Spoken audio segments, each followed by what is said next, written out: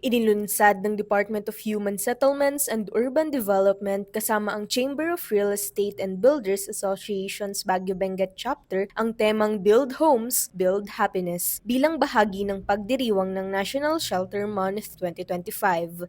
Nitong Miyerkules, Oktubre 15 mula alas 8 ng umaga hanggang alas 3 ng hapon sa Hotel Supreme Baguio City. Layunin ng pagdiriwang na ibahagi sa publiko ang iba't ibang programa at serbisyo ng kagawaran kasama ang mga kaagapay nitong key shelter agencies gaya ng Pag-ibig Fund, National Housing Authority, Social Housing Finance Corporation, National Home Mortgage Finance Corporation, at Human Settlements Adjudication Commission. Ang mga ahensyang ito ay nagtutulungan upang mas mapalapit sa mamamayan ang mga serbisyo sa pabahay at urban development. Ayon kay Environmental Planner Antoinette A. Anaban, bawat taon ay may mga pinipiling awardees at ngayong 2025 ay ang Tadyangan Homeowners Association na isang beneficiary ng Socialized Housing Project ang napiling bigyan ng parangal dahil sa nakitang vulnerability at inclusivity nito.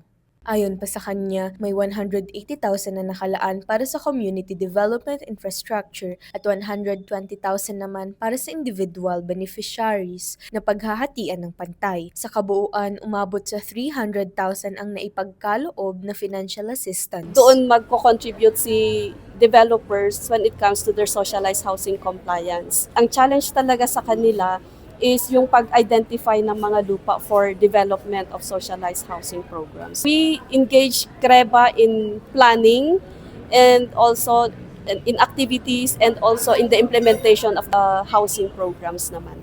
Ayon naman kay Krista Basatan Piig, isang benepisyaryo ng financial assistance mula sa Tadyangan at nakatira sa National Housing Authority Housing Project noon pang siya ay 12 years old, mapupunta umano ang 180,000 sa streetlights nila dahil may pagkamadilim ang kanilang lugar. Samantalang ang 120,000 naman ay para sa apektado ng lindol.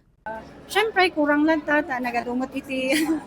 Masapol nga ma-repair sa area may like kanas, mabalin ko railings piman ta. Actually, iyan mi kat kaaduan kanya mi kat bubulag. May isa nga isik secure mi nga kanayon piman di kakabsat tayong PWD. Pwede nga lang po sana ibaguhin lahat yung ating housing doon at or bigyan na lang po ng assistance para sakaling ma-repair naman po yung mga damages ng kanilang mga bahay during typhoons, ganun po. Ako po si Cherry Galasi ng St. Louis University, nag-uulat para sa DZWT 540 Radyo. Totoo.